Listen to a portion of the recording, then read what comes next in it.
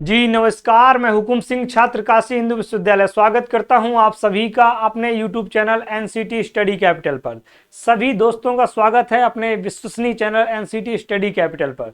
तो NCT study capital में आप सभी दोस्तों का स्वागत है। हमारे आने वाले जो 2026 में जो एनसीटी बीएड का एग्जाम देने जा रहे हैं सभी प्यारे विद्यार्थियों का स्वागत है। और आज जो मैं आपको बताने वाला हूँ वो बताने वाला हूँ आपके कैरियर से रिलेटेड। अपनी मिस्टेक ना करें, मतलब खुद की भूल। कभी कभी होता है ना, कहते हैं कि अब अपने ही दांत अपनी जीभ काट लेती है, ऐसी हिंदी में कहावत है। वही है, मतलब कि अपने पैर कुल्हाड़ी मारना। तो इस वीडियो में मेरा पर्पज क्या है आपको बताने का, और मैं क्यों आया हूं ये वीडियो लेकर के, क्योंकि आपको पता है कि आपका एनसीटी मतलब आईटेप जो बीएड है वो आने वाले ईयर में, आने वाले सालों में केवल वही वैलिड रह जाएगा। बाकी 2 इयर्स और ये सारे बीएड आपको क्या कर दिए जाएंगे, आपके बंद कर दिए जाएंगे। तो सर क्या मतलब है इसका? मेरा कहने का मतलब ये है कि अगर आप बीएड किए और बाद में टीचर ना बन पाए, आपको वो अपॉर्चुनिटी ना मिली, आप उस चीज के लिए एलिजिबल नहीं रहे, तो फिर आपके आईटेप करने का मतलब ही क्या है? बस मैं वही छोटा सा कॉन्सेप्ट आपको समझाने के लिए, आपके जो थंबनेल में दिख रहा है मेजर और माइनर सब्जेक्ट, मेरे कहने का मतलब मेजर सब्जेक्ट क्या लें, माइनर सब्जेक्ट क्या लें, ऐसे सब्जेक्ट हम लोग चुनें कि आगे आगामी भविष्य में हम लोग किसी भी प्रतियोगी परीक्षा में जो आपके कैरियर से रिलेटेड हो, वहां पर आपको किसी भी प्रकार की मुसीबत का सामना ना करना पड़े। तो चलिए आज उसी में बात करते हैं। और सबसे पहले बात करने से पहले, अगर इस चैनल पर आप नए हैं तो एनसीटी स्टडी कैपिटल को सब्सक्राइब कर लीजिए, बेल आइकन प्रेस कर लीजिए, ताकि आने वाली नोटिफिकेशन और क्लास से रिलेटेड अपडेट सारे आपके पास सही और समय सटीक एकदम सही समय पर पहुंचे।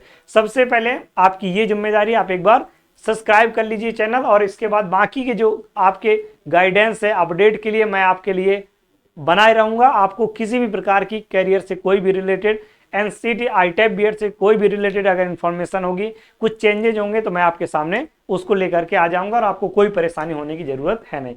क्या लें क्या ना लें, क्योंकि ये बहुत बेहतरीन, अब बेहतरीन क्या आपके भविष्य के लिए बहुत इंपॉर्टेंट है।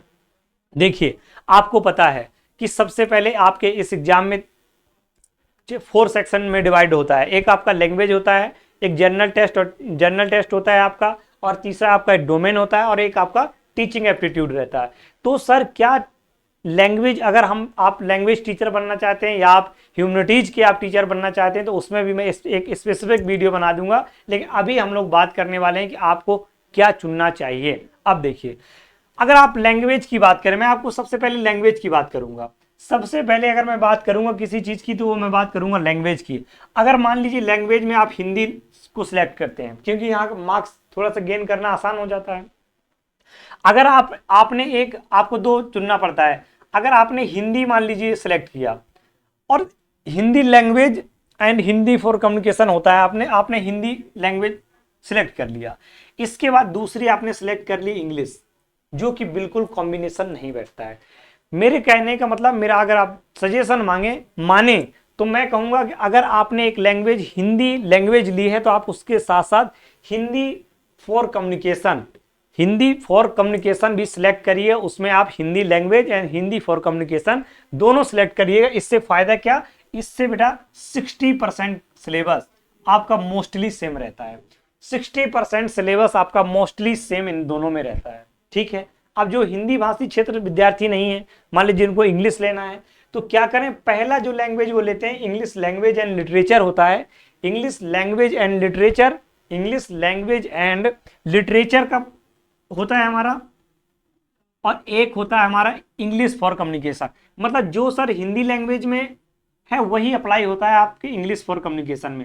मान लीजिए आपने एक रख लिया हिंदी लैंग्वेज और दूसरा रख लिया इंग्लिश फॉर कम्युनिकेशन, आपका जो कॉम्बिनेशन है वो कहीं पर फिट नहीं बैठता। इसका मतलब है कि कहीं ना कहीं आप अपने जीवन के भटकाव पड़ाव पर हैं, आप कहीं ना कहीं गलत डायरेक्शन पर जा रहे हैं। तो मैं आपसे कहूंगा कि अगर आप हिंदी रखना चाहते हैं तो हिंदी लैंग्वेज एंड लिटरेचर रखेंगे, तो उसके साथ साथ हिंदी फॉर कम्युनिकेशन रखिए। इसके बाद अगर इंग्लिश रख रहे हैं, इंग्लिश लैंग्वेज एंड लिटरेचर, तो उसके साथ इंग्लिश फॉर कम्युनिकेशन रखेंगे। और अगर एक रीजनल लैंग्वेज आपके, मान लीजिए आप पंजाबी है, उड़िया है, असमिया है, कोई भी है, उसके साथ आप अपनी एक रीजनल लैंग्वेज रखिए। और इनके साथ अगर आपका पंजाबी है, उड़ीसा है, तमिल है, ये अगर आपके हैं, तो मैं कहूँगा आपको English and English language and literature रख लीजिए, आपका यहाँ पर काम बहुत आसानी से आप बेहतरीन मार्क्स गेन कर पाएंगे। ये बात हुई सर लैंग्वेज की। देखिए रीजनल लैंग्वेज मैंने लिख दिया, आप किसी भी रीजनल उससे हो, अगर किसी भी फील्ड से हो, किसी भी एरिया से हो, आप अगर आप एक रीजनल मान लीजिए पंजाबी के साथ साथ आप इंग्लिश ले लीजिए, आपके लिए आसान रहे। असमिया के साथ साथ आप लोग क्या ले लीजिए, इंग्लिश ले लीजिए। लेकिन इंग्लिश फॉर कम्युनिकेशन ना लेकर के मैं सजेस्ट करूंगा कि आप इंग्लिश लैंग्वेज एंड लिटरेचर लीजिए, वो आपके लिए फायदा रहेगा। ठीक है, अब जीटी और प्लस टीए का मतलब जनरल टेस्ट और टीचिंग एप्टीट्यूड में, ये तो आप इससे बच नहीं सकते, इनसे किसी भी प्रकार से आप लोग क्या बच नहीं सकते। रीजनिंग, मैथ, जीके, जीएस और टीचिंग एप्टीट्यूड, इनसे आप बच करके कहीं जा ही नहीं सकते, इनको आपको लेना ही पड़ेगा।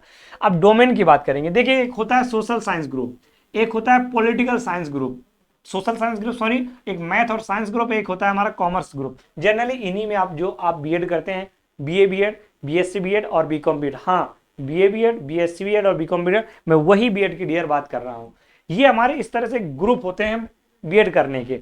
लेकिन अगर मैं बात करूंगा किसकी, अगर देखिए अगर मान लीजिए सोशल साइंस आप बैकग्राउंड से है, मतलब आर्ट्स आपने इंटर से किया है, आपने आर्ट इंटर से किया है, कुछ जैसे आरआई है, कुछ ऐसे इंस्टीट्यूट हैं जो आपको मेजर और माइनर ऑलरेडी आपको देते हैं।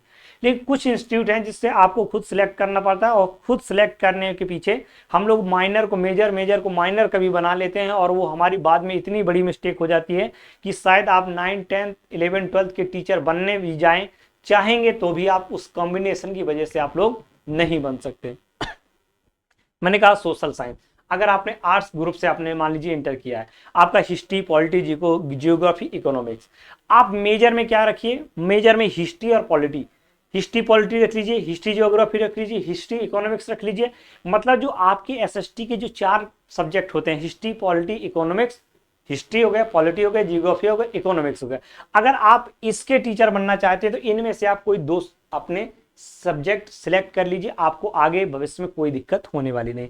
अब मैथ और साइंस के लिए क्या है, मैथ के साथ आप जैसे फिजिक्स रख सकते हैं, ठीक है, केमिस्ट्री के साथ बायो रख सकते हैं। अब ऐसा नहीं कि आपने एक क्या पढ़ा, एक आपने पढ़ लिया हिस्ट्री, एक आपने हिस्ट्री पढ़ लिया और दूसरा आपने कॉम्बिनेशन क्या ले लिया, आपने दूसरा ले लिया बायोलॉजी।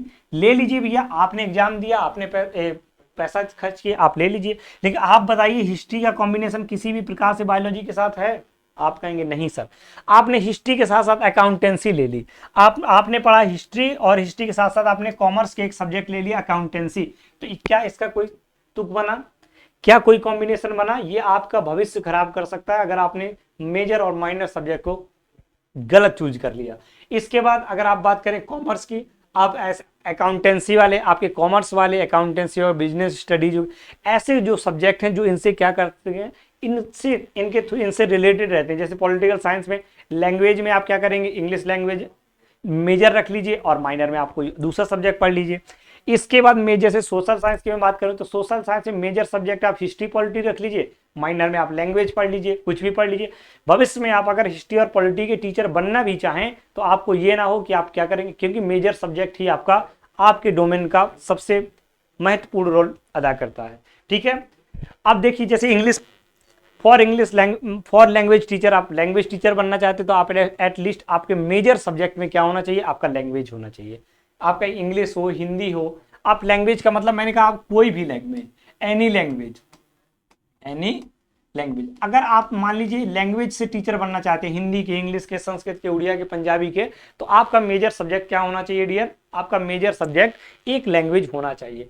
अगर आप एसएसटी के टीचर बनना चाहते हैं, सोशल साइंस एंड ह्यूमैनिटीज के टीचर बनना चाहते हैं, तो मैंने आपको बताया कि हिस्ट्री, पॉलिटी, जियोग्राफी और इकोनॉमिक्स, इनमें से आपका क्या 2 सब्जेक्ट आपके क्या होने चाहिए, मेजर सब्जेक्ट होने ही होने चाहिए। अगर आप फॉर साइंस टीचर, अगर आप साइंस के टीचर बनना चाहते हैं तो जैसे आप लोगों ने मैथ्स ले लिया, क्या ले लिया, मैथ्स ले लिया, मैथ्स के साथ आप फिजिक्स रख सकते हैं, क्या मैथ्स के साथ आप फिजिक्स रख सकते हैं। आपने केमिस्ट्री ले ली, आपने अगर केमिस्ट्री ले लिया तो बायोलॉजी भी रख लीजिए। मतलब ऐसे आप अगर कॉम्बिनेशन बनाइए, ऐसे कॉमर्स के टीचर बनना चाहते हैं तो अकाउंटेंसी, बिजनेस स्टडीज, ऐसे आपको सब्जेक्ट सिलेक्ट करना होगा। अगर ये आपने अगर सही कर लिए और आपने एनसीटी का अगर एग्जाम देकर के बेहतरीन मार्क्स पा लिए, आप बेहतरीन कॉलेज से अगर आप अपना ग्रेजुएशन प्लस बीएड की डिग्री लेने जा रहे हैं, अगर आपने ये अगर सब्जेक्ट चुन लिए और अभी से अगर आप क्या हो गए एकदम अलर्ट रहिए इन सब चीज़ों से, क्योंकि अलर्ट रहेंगे तभी बनेगा। अगर आप छोटी सी अगर आपने माइन्यूट गलती कर दी तो उसका खामियाजा आपको कई सालों तक भुगतना पड़ेगा, बाद में आपको सब्जेक्ट कॉम्बिनेशन बनाना पड़ेगा। तो ये था मेरा पर्पज आपको बताने के लिए कि माइनर और मेजर सब्जेक्ट क्या चुने, और मैं एक दिन ये भी बना करके आपको दे दूंगा अगर आप लैंग्वेज टीचर बनना चाहते हैं तो क्या करें क्या ना करें, कौन कौन से मेजर और माइनर सब्जेक्ट चुने। तो ठीक है, आगे फिर मैं आपको, आप अगर लैंग्वेज टीचर बनना चाहते हैं तो उसके लिए भी मैं सोशल के लिए और साइंस और मैथ सारे के लिए मैं आपको बना करके दे दूंगा कि अगर आप इससे टीचर बनना चाहते हैं भविष्य में तो आपको क्या करना होगा। ठीक है, इसी तरह से इंफॉर्मेटिव वीडियो पाने के लिए आपको सब्सक्राइब करना होगा एनसीटी स्टडी कैपिटल। आप बने रहिए एनसीटी स्टडी कैपिटल के साथ, हर एक अपडेट आपके साथ। जय हिंद, नमस्कार।